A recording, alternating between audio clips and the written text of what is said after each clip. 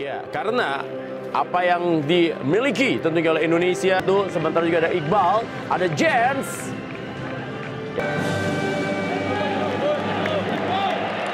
Maksudnya kepada Raven, Jens Raven. Duel kali ini Raven dengan Jumandako. Betul, harus banyak kombinasi pemain kita ya, tidak memaksa buru-buru mengangkat ke dalam. Terupas kepada Kadek Ariel. Kali ini mencari posisi Raven. Jens. Dengan golnya di pertandingan sebelumnya. Dan pemain yang punya postur. Kaviatur melengkung bola dan ada Raven. Jens Raven panaskan persaingan top skor di Piala AFF U19.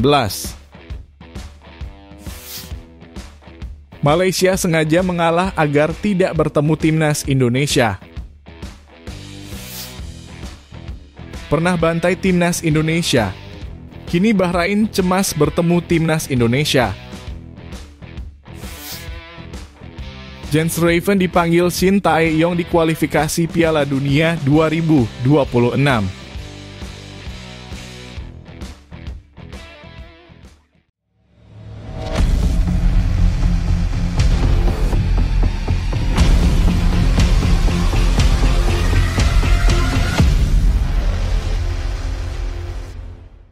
Mohon subscribe channel Timnasku Indonesia agar tidak ketinggalan informasi Timnas Indonesia.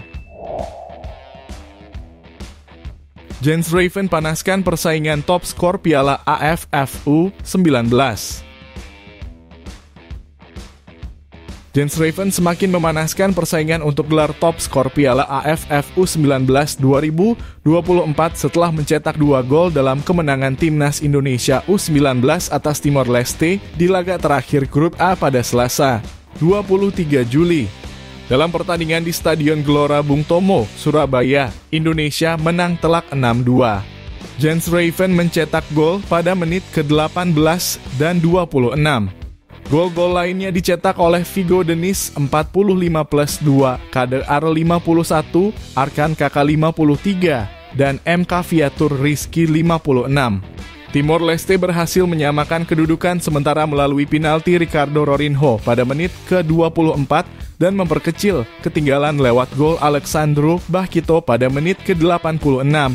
Dengan tambahan 2 gol ini, Jens Raven kini telah mencetak 3 gol sepanjang turnamen. Pemain berusia 18 tahun ini hanya terpaut 2 gol dari striker Australia U19 Jake Nadovski yang memimpin dengan 5 gol. Selain Jens Raven, 2 pemain Indonesia lainnya, M. Iqbal Gwijangge dan Kadek Arel, juga telah mencetak 3 gol dalam 3 pertandingan grup. Dengan lolosnya timnas Indonesia U19 ke semifinal, Jens Raven, Iqbal, dan Kadek Arel masih memiliki kesempatan untuk menambah gol dan bersaing untuk gelar top skor Piala AFF U19 2024. Di sisi lain, Alexandro Bahkito yang mencetak gol untuk Timor Leste kini memiliki 2 gol di turnamen ini. Namun Bahkito tidak bisa menambah gol lagi karena Timor Leste telah tersingkir dari turnamen.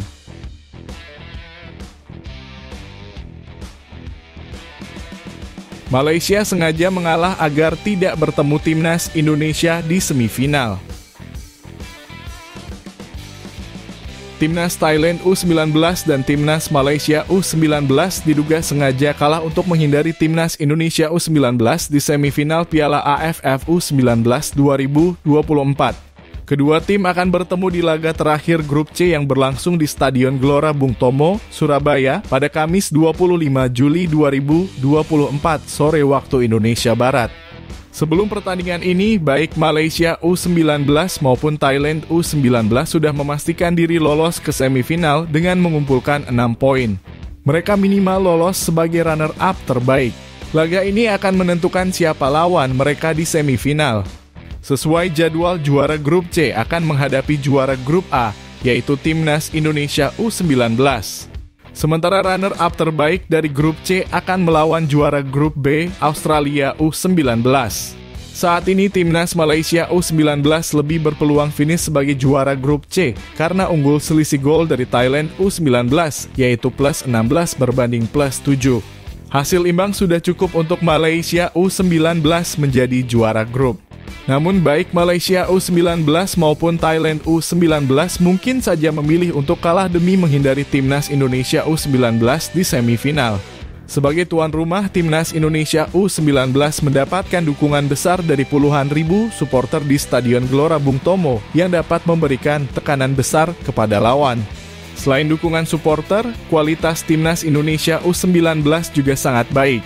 Skuad asuhan Indra Syafri ini menyapu bersih 3 laga di grup A dengan kemenangan. Mengalahkan Filipina U19 6-0, Kamboja U19 2-0, dan Timor Leste U19 6-2. Namun jika finish sebagai runner-up, bukankah lawan Thailand U19 dan Malaysia U19 juga berat, yaitu Australia U19? Australia U19 juga tampil superior di fase grup, terbukti dengan kemenangan 6-2 atas Vietnam U19. Meskipun demikian, di level U19 potensi Thailand U19 dan Malaysia U19 untuk mengalahkan Australia U19 cukup terbuka. Apalagi pertandingan melawan Australia U19 akan digelar sore hari, yang dapat menjadi tantangan bagi skuad asuhan Trevor Morgan untuk bermain di bawah teriknya matahari. Jadi, apakah Thailand U19 dan Malaysia U19 lebih memilih menghadapi Australia U19 daripada timnas Indonesia U19 di semifinal Piala AFF U19 2024? Menarik untuk dinantikan.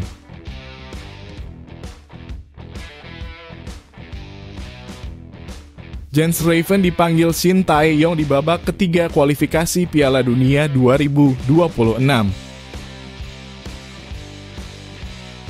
SHIN Tae-yong memanggil Jens Raven ke timnas Indonesia di babak ketiga kualifikasi Piala Dunia 2026 zona Asia.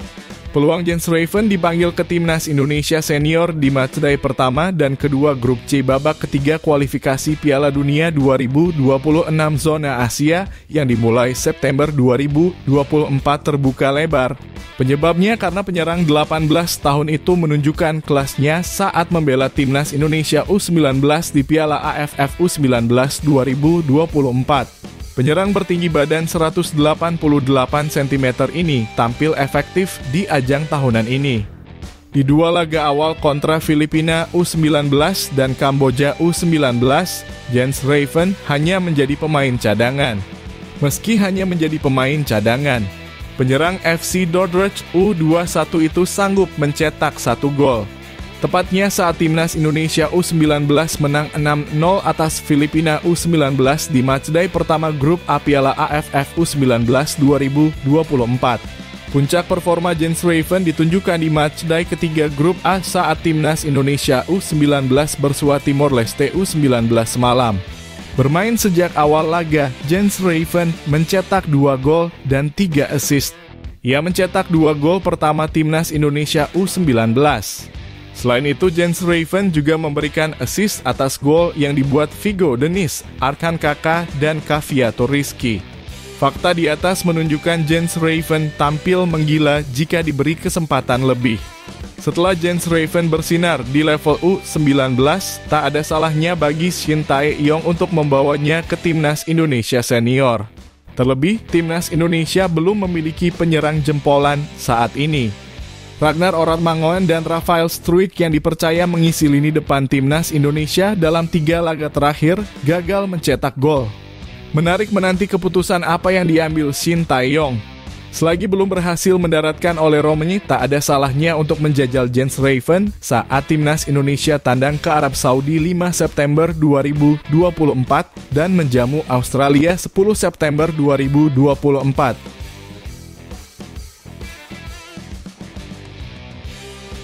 Pernah bantai timnas Indonesia, kini Bahrain cemas berjumpa timnas Indonesia.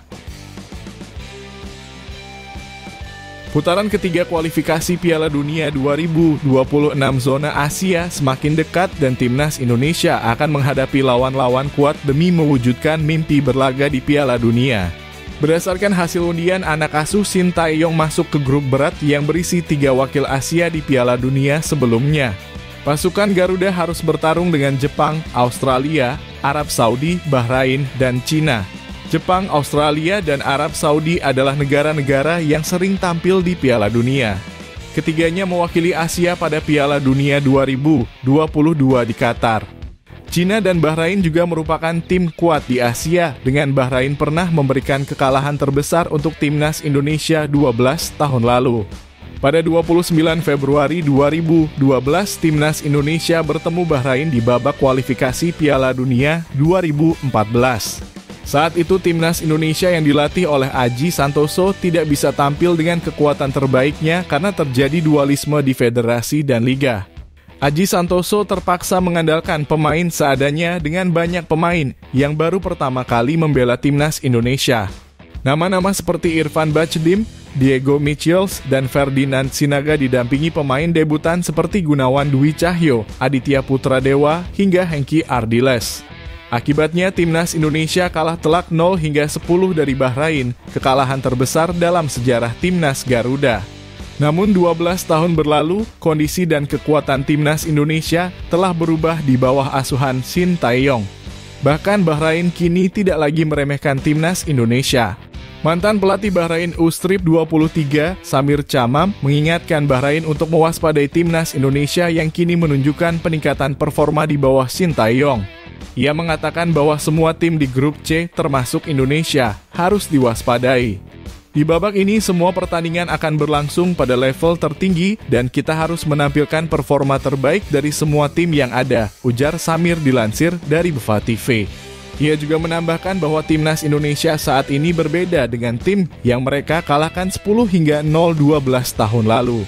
Semua sudah berubah, tim saat ini jauh berbeda dari mereka yang Bahrain kalahkan 10 hingga 0. Indonesia bahkan menjadi satu-satunya wakil Asia Tenggara di putaran ketiga ini, sambungnya. Kombinasi pemain lokal dan naturalisasi yang diracik Shin Tae-yong terbukti berhasil meningkatkan kualitas timnas Indonesia. Kini timnas Indonesia dihuni oleh banyak pemain keturunan yang berkarier di Eropa dan juga pemain muda berbakat yang meniti karier di luar negeri. Nama-nama seperti Asnawi Mangkualam, Marcelino Ferdinand, hingga Pratama Arhan dikombinasikan dengan pemain seperti Jordi Amat, Sandy Walsh, Tom Haye, Calvin Verdon, dan Jay Itzes. Putaran ketiga kualifikasi Piala Dunia 2026 zona Asia akan berlangsung dari 5 September 2024 hingga 10 Juni 2025. Dari 18 negara yang tersisa dibagi menjadi 3 grup yang masing-masing berisi 6 tim untuk memperebutkan 6 tiket ke putaran final Piala Dunia 2026.